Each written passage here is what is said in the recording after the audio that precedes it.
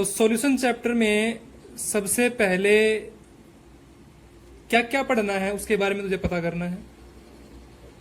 तो solution chapter के अंदर क्या क्या चीजें इंक्लूडेड हैं वो मैं पहले बता रहा हूं, उसके बाद फिर टॉपिक हम पढ़ेंगे वन बाय वन। तो सबसे पहले सॉल्यूशन हम पढ़ेंगे कि सॉल्यूशन की टर्म जो है सॉल्यूशन वो उसका मतलब क्या है, कौन कौन सी टर्म इसके अंदर यूज होती हैं, कौन कौन से कंपोनेंट इसके अंदर यूज होते हैं, उन छोटी छोटी टर्म्स के बारे में पहले हम पढ़ेंगे। और टर्म्स के बाद जो सबसे पहली हेडिंग इसके अंदर आएगी वो है तेरी types of solution.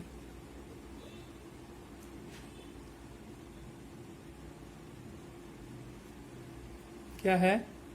Types of solution. सबसे पहले में पढ़ने हैं टाइप्स, ठीक है। और टाइप्स ऑफ सॉल्यूशन में मेजरली 3 तरह के हैं जो टाइप्स हैं इसके, बट उसके अंदर भी सब पार्ट्स हैं 3-3, तो टोटल 9 टाइप्स के सॉल्यूशन आपके बनते हैं। बट ब्रॉडली अगर मैं कहूं तो केवल 3 तरह के जो आपके सॉल्यूशंस बनते हैं, ठीक है।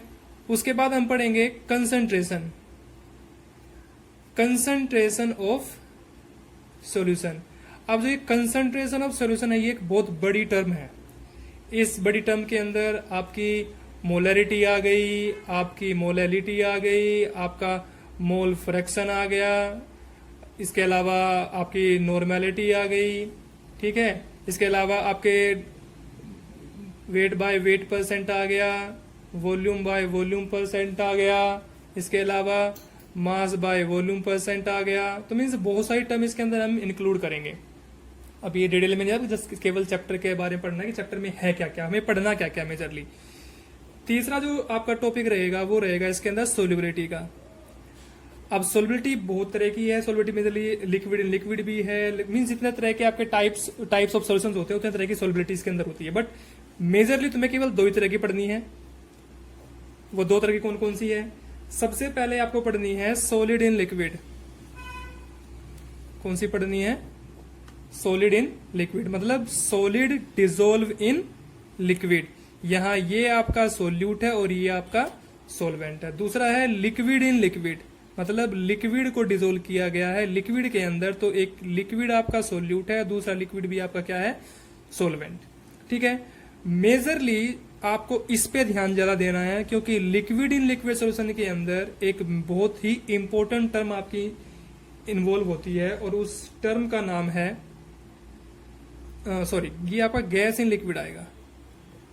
ये गैस इन लिक्विड है, तो इसके अंदर बहुत ही इंपॉर्टेंट टर्म आपकी यूज होती है और वो टर्म क्या है? वो है आपका हेनरी लॉ। बहुत ही इंपॉर्टेंट टर्म है ये इस चैप्टर की। इस पे बेस आपके क्वेश्चन कई बनते हैं, ठीक है, वो हम डिटेल में पढ़ेंगे। इसके बाद आपका आता है वेपर प्रेशर। वेपर प्रेशर भी किसका? Vapour pressure of liquid solution का। अब ये भी आपका 2 तरीके का है क्योंकि ये वेपर प्रेशर भी हमें 2 चीजों का पढ़ना है। एक में वेपर प्रेशर पढ़ना है सॉलिड इन लिक्विड का और दूसरे में पढ़ना है लिक्विड इन लिक्विड का। मेजरली आपको ध्यान किस पे देना है? लिक्विड इन लिक्विड, क्योंकि यहां पर भी जैसे वहां गैस इन लिक्विड में एक बहुत इंपॉर्टेंट टर्म इन्वॉल्व हुई थी हेनरी लॉ, यहां भी एक इंपॉर्टेंट टर्म इन्वॉल्व होगी, इसका नाम क्या है? Roles law. यहां से भी क्वेश्चन बनते हैं रोल्स लॉ से भी। तो रोल्स लॉ और यहां से आपका हेनरी लॉ, ये 2 टर्म काफी इंपॉर्टेंट है। इसके बाद आपका जो चैप्टर के अंदर आएगा ideal and non ideal solution. अब ideal and non ideal solution के अंदर आपको एक छोटी सी टर्म और मिलेगी जिसका नाम है एजियोट्रोप, और जो कि फर्दर डिवाइडेड है 2 पार्ट में, मिनिमम बॉइलिंग एजियोट्रोप और एक आएगा मैक्सिमम बॉइलिंग एजियोट्रोप। जब चैप्टर करेंगे तभी करना है। मेजरली आपको ध्यान में क्या रखना है कि इस टॉपिक के अंदर आपका आएगा क्या क्या। तो ideal solution, ideal and non ideal solution, इसके अंदर आपका आएगा एजियोट्रोप। एजियोट्रोप के भी 2 पार्ट है, मिनिमम बॉइलिंग एजियोट्रोप और मैक्सिमम बॉइलिंग एजियोट्रोप। इसके बाद नेक्स्ट आपकी आती है colligative property, very important topic of the chapter, colligative property. अब जो कोलिगेटिव प्रॉपर्टी है ये सबसे इंपॉर्टेंट पार्ट है इस चैप्टर का, और ये कोलिगेटिव प्रॉपर्टी आपकी 5 टाइप से है, मतलब ये डिवाइडेड है आपकी 5 टाइप या 5 टाइप से। जो कैसे हैं, सबसे पहले मैं लिख देता हूं यहां RLVP। RLVP का मतलब क्या है, relative lowering of vapour pressure.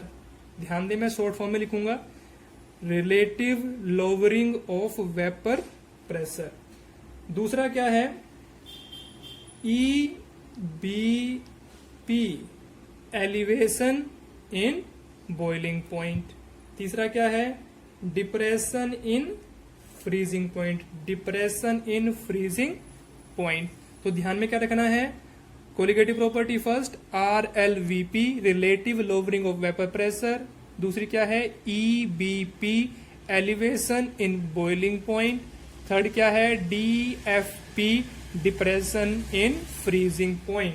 Next आपकी फोर्थ कौन सी है इसके अंदर, OP का मतलब क्या है यहाँ, osmotic pressure. OP means osmotic pressure. और नेक्स्ट क्या है आपका RO मीन्स रिवर्स ओस्मोसिस। तो ये 5 चीजें हमें पढ़नी है कोलिगेटिव प्रॉपर्टी के अंदर, relative lowering of vapour pressure, elevation in boiling point, depression in freezing point, osmotic pressure, relative lowering of vapour pressure. और फिर लास्ट में एक टॉपिक बचता है आपका, जिस टॉपिक का नाम है abnormal molecular mass. Abnormal molecular masses, not mass, masses. तो ये ओवरऑल चैप्टर है आपका। इस चैप्टर के अंदर आपके सारे टॉपिक इन्वॉल्व हो गए हैं, सारे टॉपिक कवर हो गए हैं। बस दोबारा से बता दूं, चैप्टर का नाम क्या है, सॉल्यूशन। चैप्टर का नाम है सॉल्यूशन। सॉल्यूशन में सबसे पहले आपका टॉपिक क्या आएगा, टाइप्स ऑफ सॉल्यूशन। तो सबसे पहला जो टॉपिक है आपका टाइप्स ऑफ सॉल्यूशन, ये आपका फर्स्ट वन है, ठीक है। दूसरा है आपका कंसंट्रेशन ऑफ सॉल्यूशन, ये आपका सेकंड टॉपिक है। थर्ड है आपका सोल्युबिलिटी, ये थर्ड टॉपिक है। देन वेपर प्रेशर, ये फोर्थ टॉपिक है। फिफ्थ टॉपिक है ideal and non ideal solution. Then six topic है कोलिगेटिव प्रॉपर्टी। और द लास्ट टॉपिक है आपका seventh topic abnormal molecular masses. तो that is all about the complete chapter. But remain, फिर भी मैं बता दूं, इंपॉर्टेंट पार्ट चैप्टर के अंदर क्या है, Henry law most important, Raoult's law most important, colligative property most important. These three are very means maximum time you have to spend on these 3 topics, and numerical will come from this part, concentration of solutions. Okay, so that is all about the chapter. अब जो video आएगी उस video के अंदर सबसे पहले आपको NCERT book लेनी है। एनसीईआरटी बुक के अंदर जो सबसे पहला इंट्रोडक्शन पार्ट है, इंट्रोडक्शन पार्ट के अंदर बाद पहला टॉपिक आपका बनेगा टाइप्स ऑफ सॉल्यूशन, उसके बाद बनेगा कंसंट्रेशन ऑफ सॉल्यूशन, उसके बाद बनेगा solubility. Means according to NCERT मैंने ये फ्रेम किया है, तो उसके अकॉर्डिंग हमें ये ध्यान देना है। चैप्टर बहुत ही इंपॉर्टेंट है कॉम्पिटिटिव एग्जाम के पॉइंट ऑफ व्यू से और बोर्ड एग्जाम के पॉइंट ऑफ व्यू से, ठीक है।